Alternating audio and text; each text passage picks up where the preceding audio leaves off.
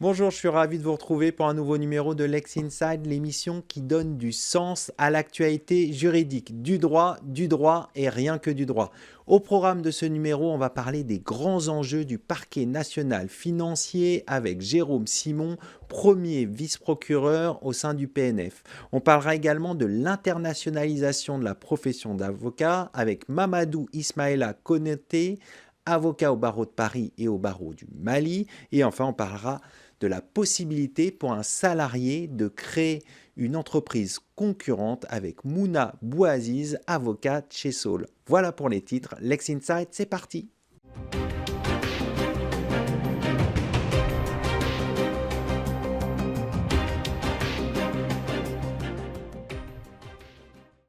On commence tout de suite ce Lex Inside et on va parler du parquet national financier avec mon invité Jérôme Simon, premier vice-procureur au sein du parquet national financier. Jérôme Simon, bonjour. Bonjour Arnaud. Nous allons nous intéresser au parquet national financier. On va voir le bilan et envisager les perspectives du PNF. Tout d'abord, comment l'équipe du PNF a-t-elle évolué depuis sa création en 2014 ? Alors le parquet national financier, c'est un parquet effectivement qui a été créé par la loi décembre 2013, post-affaire Cahuzac, qui a pris ses fonctions concrètement en mars 2014. Donc on a fêté récemment les 10 ans de création et de fonctionnement du parquet national financier. On rentre maintenant dans la 11e année de fonctionnement. 11 années qui ont vu les effectifs du parquet national financier évoluer à la hausse, puisque initialement on avait dans l'équipe installée originellement uniquement 4 magistrats, dont la première procureure de la République financière qui était Eliane Houlette. Et nous sommes aujourd'hui montés à une vingtaine de magistrats, dirigés désormais par Jean-François Bonnert, qui est le nouveau chef du parquet, enfin le deuxième chef du parquet national financier. 20 magistrats donc, qui sont des procureurs, qui sont assistés désormais d'assistants spécialisés. Donc on a une dizaine d'assistants spécialisés qui apportent leurs compétences dans les métiers du chiffre, de l'analyse de données notamment, et puis une équipe de greffiers, évidemment absolument indispensable pour authentifier les procédures qui nous sont confiées. Donc une progression constante de l'équipe du parquet national financier pour faire face effectivement aux nouveaux défis en matière de lutte contre la grande délinquance économique et financière. Alors peut-être rappeler le fonctionnement du PNF pour nos téléspectateurs qui ne connaissent pas forcément bien le parquet national financier. Oui, alors le parquet national financier a une compétence dans ce qu'on appelle la délinquance économique et financière de grande complexité, donc la grande délinquance en col blanc. Il y a 4 blocs de compétences identifiés par le législateur. Il y a tout d'abord donc, les atteintes à la probité, donc la corruption, les détournements de fonds publics, le favoritisme ou la prise égale d'intérêt par exemple, qui représentent à peu près 45% des dossiers en cours au parquet national financier. Le deuxième bloc important, c'est la grande fraude fiscale interne ou internationale, donc de grande complexité, en articulation avec Bercy, qui représente aussi à peu près 45% de notre contentieux. Et puis après, résiduellement, dans les 10% qui restent, vous avez donc les abus de marché en lien avec l'AMF, et puis les atteintes à la concurrence, qui est un contentieux qui a été rajouté plus récemment dans l'escarcelle du PNF. En tout et pour tout, aujourd'hui, on dénombre un peu plus de 750 procédures actives, donc en cours au parquet national financier, réparties selon cette clé de compétences. Alors, comment est-ce qu'on travaille ? Eh bien, on travaille essentiellement dans ce qu'on appelle le cadre de l'enquête préliminaire, c'est-à-dire des enquêtes qui sont confiées par les procureurs du parquet national financier à des policiers ou des gendarmes spécialisés qui prennent leur instruction directement auprès des procureurs d'ailleurs qui généralement participent souvent aux opérations, perquisitions, auditions, etc. À distinguer donc des informations judiciaires qui sont plus résiduelles, où là nous demandons à des juges d'instruction d'approfondir des investigations. La clé de répartition, si vous voulez, c'est à peu près 87% de nos procédures actuelles sont suivies dans le cadre d'enquêtes préliminaires et 13% dans le cadre d'informations judiciaires. D'accord. Alors on en sait plus sur l'organisation et le fonctionnement du PNF. On va revenir sur l'activité. Quelles sont les tendances de l'activité du PNF en 2024 ? Et de manière générale, quel bilan faites-vous de l'activité du PNF ? Vous avez rappelé qu'il a fêté ses 10 ans. Alors, le bilan qu'on peut dresser, c'est effectivement une pratique très consolidée désormais et sur la manière dont on conduit les enquêtes. Donc effectivement, traditionnellement, les enquêtes économiques et financières pendant de longues années étaient plutôt confiées à des juges d'instruction, mais depuis la création du parquet national financier, on a développé cette pratique d'enquête préliminaire qui est plus souple, plus agile et plus rapide. Donc ça, c'est effectivement quelque chose qui s'est bien inscrit dans la pratique du parquet national financier. Après 10 ans de fonctionnement, on commence à avoir un certain nombre de résultats. Si on prend des résultats chiffrés, depuis la création du parquet national financier, on dénombre un peu plus de 500 individus, personnes physiques, qui ont été condamnés dans le cadre de procédures dirigées par le parquet national financier.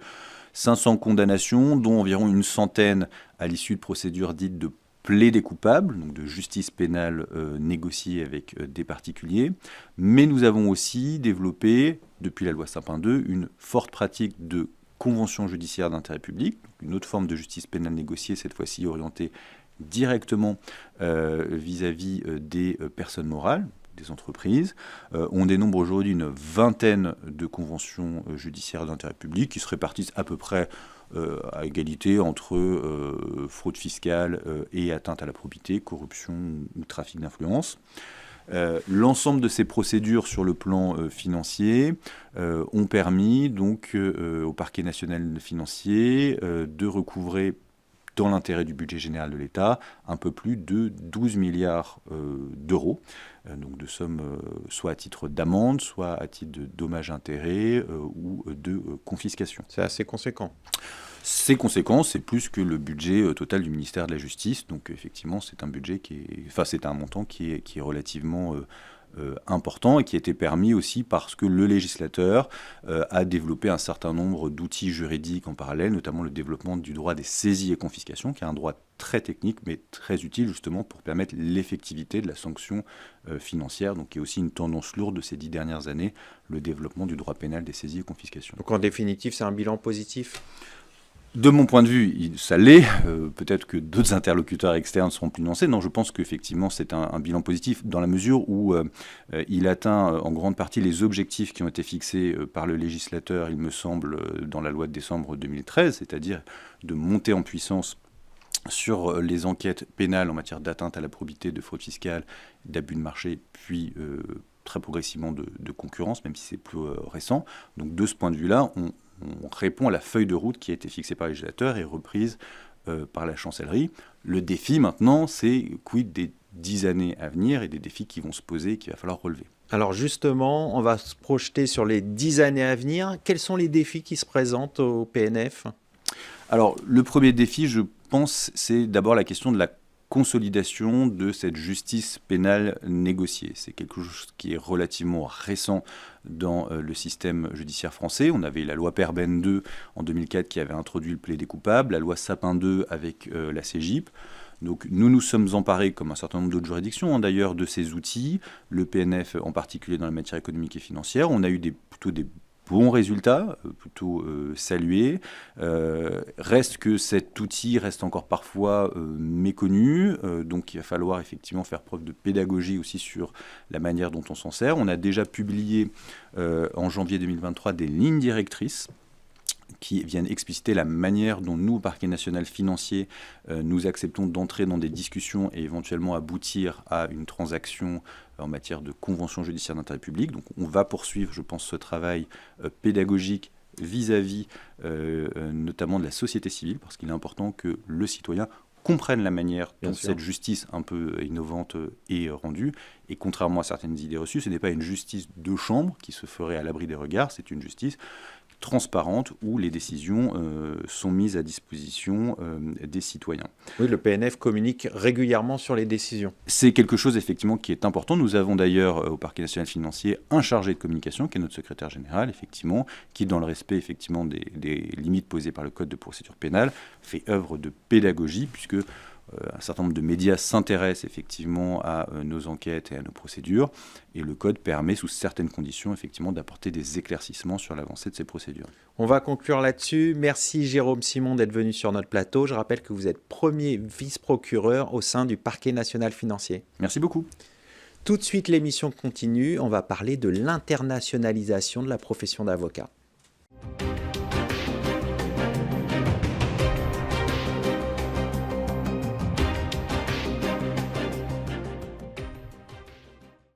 On poursuit ce Lex Inside, on va parler de l'internationalisation de la profession d'avocat avec mon invité Mamadou Ismaïla Konaté, avocat au barreau de Paris et ainsi qu'au barreau du Mali. Mamadou, bonjour. Bonjour Arnaud. Nous allons évoquer ensemble les principaux défis liés à l'internationalisation de la profession d'avocat.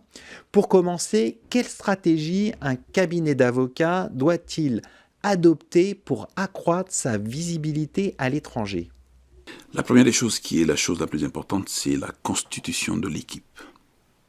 L'équipe qui est dédiée à l'international, bien évidemment, ce n'est pas qu'une composante humaine, mais c'est aussi une composante humaine qui parle des langues, qui a une certaine culture juridique, notamment la culture du pays dans lequel on se destine, et en même temps des spécialités. Voilà les trois éléments qui sont les plus importants aujourd'hui pour se mettre en perspective lorsqu'on est un cabinet que l'on veut se mettre véritablement à la conquête de l'international.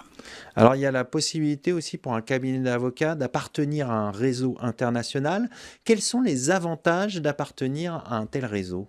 Alors, le réseau a l'avantage d'un nombre beaucoup plus croissant. Et le réseau a l'avantage également de toucher un peu plus de monde à l'international, notamment dans le cadre du networking. Le réseau, c'est véritablement le meilleur moyen aujourd'hui de se multiplier et d'atteindre aujourd'hui des continents au-delà du continent dans lequel on est. Par exemple, pour un avocat qui est en Afrique, par exemple, qui participe dans le cadre d'un réseau dans lequel participent des avocats ressortissants d'Amérique, d'Asie et d'Europe, c'est le meilleur moyen aujourd'hui de s'étendre à l'international, d'aller à la conquête des marchés et surtout d'avoir également l'occasion de partager des dossiers avec des confrères. Alors, il y a aussi la spécialisation de l'avocat qui peut être importante pour se développer à l'international. Pourquoi cette spécialisation dans un domaine juridique présente-t-elle un avantage pour exercer à l'international ? Parce que les avocats ont affaire aujourd'hui à des clients qui sont de plus en plus exigeants. Il ne s'agit pas simplement de se dire avocat d'affaires. Il faut, en étant avocat d'affaires, être capable aujourd'hui de camper sur un domaine clé qui puisse éventuellement être intéressant pour les clients. Par exemple, lorsque vous faites des montages de contrats assez complexes dans des secteurs clés de l'économie, tels que l'énergie, tels que les infrastructures, tels que les mines, il est toujours demandé aux avocats de se spécialiser dans un secteur clé pour appréhender toutes les problématiques de ce secteur-là.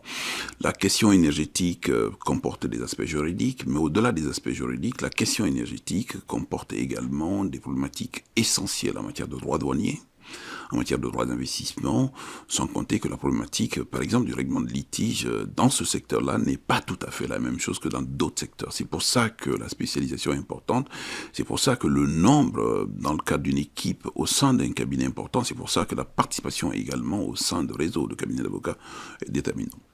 Alors, on va s'intéresser à la postulation en tant qu'avocat à l'international. Quelles sont les étapes pour postuler en tant qu'avocat dans une juridiction étrangère ? La première, c'est la langue. La langue est d'autant plus importante que, de façon générique, tout le monde parle anglais aujourd'hui, mais c'est toujours bien de parler anglais lorsque l'on prend la direction de la Chine ou de l'Asie, de façon générale, mais toujours important aujourd'hui de parler au moins la langue locale également, quand c'est possible et quand c'est nécessaire. Le deuxième, c'est la connaissance du droit local. Pas totalement, pas entièrement, mais on ne peut pas ignorer le droit local. Bien évidemment, c'est le meilleur moyen pour parler à des confrères locaux, comprendre les confrères locaux et puis surtout rentrer en phase de discussion dans la perspective du dossier que vous gérez en commun. Le troisième élément qui est le plus important, c'est la culture du coin. La culture du coin, c'est de comprendre la psychologie d'un Chinois dans le cadre d'une négociation qui n'est pas tout à fait la même que lorsque vous avez affaire à un Arabe ressortissant du Proche ou du Moyen-Orient ou même du Maghreb, par exemple. La problématique africaine, par exemple, ou des confrères qui viennent en Afrique, qui ignorent tout de l'Afrique, de son histoire, de sa géographie, de la culture, ça peut souvent constituer des handicaps. Donc ces 3 éléments sont quand même assez importants dans le cadre d'une démarche d'internationalisation de l'avocat ou du cabinet d'avocat ou du réseau de cabinets d'avocats. Alors, on va se projeter un peu sur les bonnes pratiques à avoir en tête quand justement on monte un projet de développement à l'international. Quelles sont les bonnes pratiques ? Les bonnes pratiques, c'est d'abord, avoir tout ce qui est nécessaire et utile dans le mind avant de commencer le voyage. Il y a beaucoup de gens qui arrivent souvent dans des continents où ils se sentent complètement perdus. Et quand on fait de l'international et qu'on arrive dans un contexte africain, par exemple venant de Paris, et que l'on ignore tout du continent africain, bien évidemment, les gens en face, qu'ils soient vos confrères d'une part, ou qu'ils soient vos clients, ou le prolongement de vos clients, se rendent très vite compte que vous n'y êtes pas. Donc vous pouvez à la fois parler de droit technique, mais en parlant de droit de façon technique, il faut rassurer le client, il faut donner l'impression aux confrères locaux également que vous êtes en totale symbiose. Donc la connaissance de la culture, elle est fondamentale, elle est nécessaire justement, elle permet de ne pas laisser les gens en rade. Est-ce qu'il y a aussi, quand on s'installe, des bonnes pratiques à avoir en tête ? Localement, vous savez que les pratiques professionnelles ne sont pas tout à fait les mêmes. Il y a quelques similarités, c'est vrai, mais il y a souvent quelques différences. Notamment sur la question déontologique, notamment sur la pratique de la plaidoirie pour les avocats qui plaident, par exemple. À Paris, par exemple, on n'a pas l'habitude de plaider parce que les procédures sont souvent écrites, mais lorsqu'elles sont souvent écrites, lorsqu'elles sont orales, on est limité dans le temps. Et très rapidement, les avocats africains sont révoltés lorsque le juge les limite dans le temps pour des questions de gestion harmonieuse du temps, par exemple. Le deuxième élément, c'est que nous avons encore des pratiques professionnelles locales qui consistent à aller dire bonjour au chef de juridiction, au chef de parquet, et puis éventuellement aller faire la visite du bâtonnier, ce qui est nécessaire et utile, et même la visite du confrère pour ne pas le découvrir à la barre, par exemple. Le troisième, c'est véritablement de ne pas faire d'impair, par exemple, sur la problématique simple, par exemple, de comment saluer les gens. Bien sûr. Et comment s'habiller. Lorsque vous mettez un costume cravate et que vous arrivez dans un pays d'Afrique où c'est 43, 44 à l'ombre et que vous devez plaider dans une salle où véritablement c'est pas comme les salles à Londres ou à Paris, ça ce sont des choses sur lesquelles il faut être légèrement regardant, il faut toujours poser des questions justement avant d'arriver. Alors, quelles sont les tendances à l'internationalisation de la profession d'avocat ? Alors, les blocs se constituent aujourd'hui.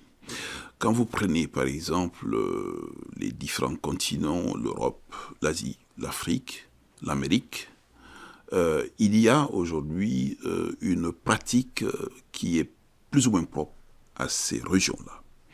Le deuxième élément, les langues aujourd'hui s'internationalisent. Vous entendez beaucoup parler de chinois aujourd'hui, parce que les Chinois sont hyper présents dans le cadre du business, que de l'arabe, par exemple. Le troisième élément, c'est que vous avez par exemple des ensembles continentaux, par exemple en Afrique, comme le droit OHADA aujourd'hui, qui est un droit des affaires qui est partagé entre 17 États parties de l'OHADA. La connaissance de ce droit est d'autant plus déterminante qu'elle implique les matières du droit des affaires, sans compter les matières accessoires aujourd'hui, telles que la fiscalité, le droit douanier, le droit d'investissement. Le troisième élément, c'est que la question du règlement de litige aujourd'hui nous donne l'occasion de voir des grands ensembles arbitraux, par exemple des grands marchés arbitraux qui se créent aujourd'hui. Paris est une belle place de l'arbitrage, Londres aussi, la Chine se développe pas mal, les pays africains aussi font des gros efforts dans le cadre de l'OHADA justement pour mettre en place tout ce qui est important et nécessaire aujourd'hui pour le règlement de litige. Donc de ce point de vue-là, les régions sont connues, les spécificités du droit local ou du droit continental sont connues également, et toutes les méthodes et toutes les démarches de règlement de litige aussi. On va conclure là-dessus. Merci d'être venu sur notre plateau. Mamadou Ismaïla Konaté, je rappelle que vous êtes avocat au barreau de Paris, au barreau du Mali. Merci beaucoup. L'émission se poursuit. On va parler de la possibilité pour un salarié de créer une entreprise concurrente.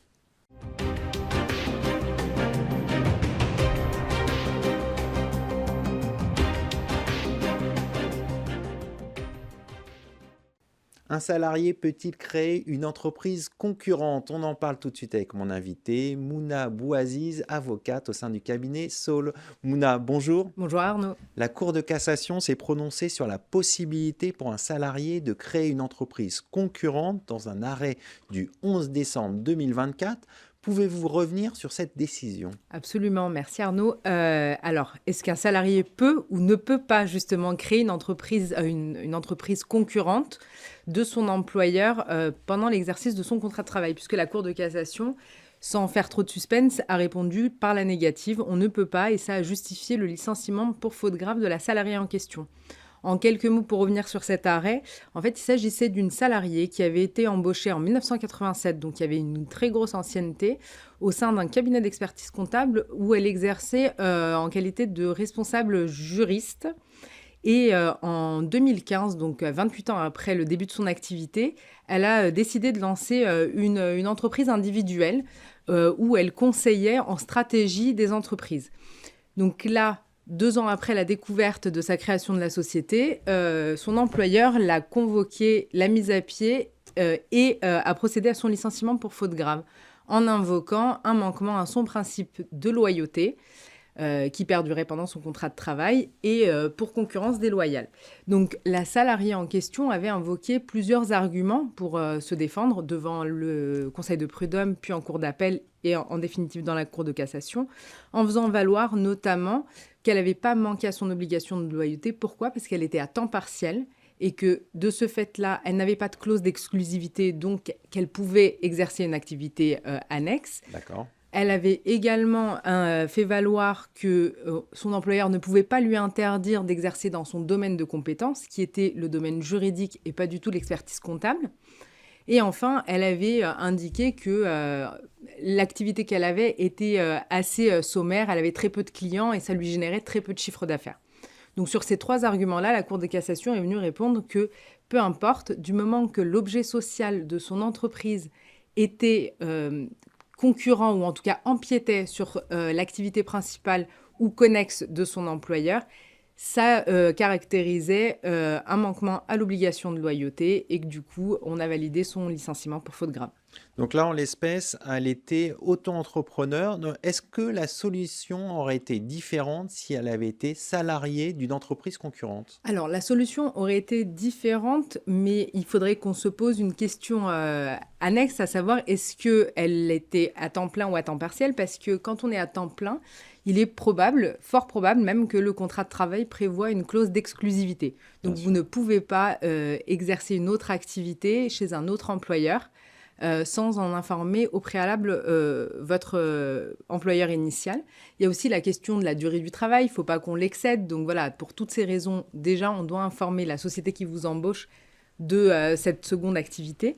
Et oui, la décision aurait été la même parce que concurrencer directement son employeur peut vous causer des petits dégâts comme là, le licenciement pour faute grave. Bien sûr. Alors, un autre cas de figure, si cette fois, l'entreprise était au nom du conjoint, qu'est-ce qui se passe? Alors là, on touche un petit peu du doigt une sorte de vide. Pourquoi ? Parce que encore faut-il, pour votre employeur, qu'il puisse être en capacité de démontrer que vous, salarié, vous avez commis des actes positifs venant le concurrencer au profit de la société créée au nom de son conjoint. Donc, tout est une question de preuve parce que sur le papier, ce n'est pas le salarié qui est immatriculé, ce n'est pas le salarié qui est à la tête de la société. Donc, à charge pour son employeur de démontrer que c'est bien lui qui a la manœuvre derrière et montrer cette manœuvre un petit peu déloyale. Alors là, en l'espèce, il s'agissait d'une faute grave. Est-ce qu'il y a besoin d'un antécédent disciplinaire pour prononcer une faute grave? Alors, non, pas particulièrement. Un fait isolé, même si le salarié n'a pas d'antécédent disciplinaire, peut constituer une faute grave s'il est suffisamment justement grave. Et la définition, c'est qui empêche tout maintien du salarié dans l'entreprise. Là aussi, c'est la charge de la preuve, elle pèse sur l'employeur.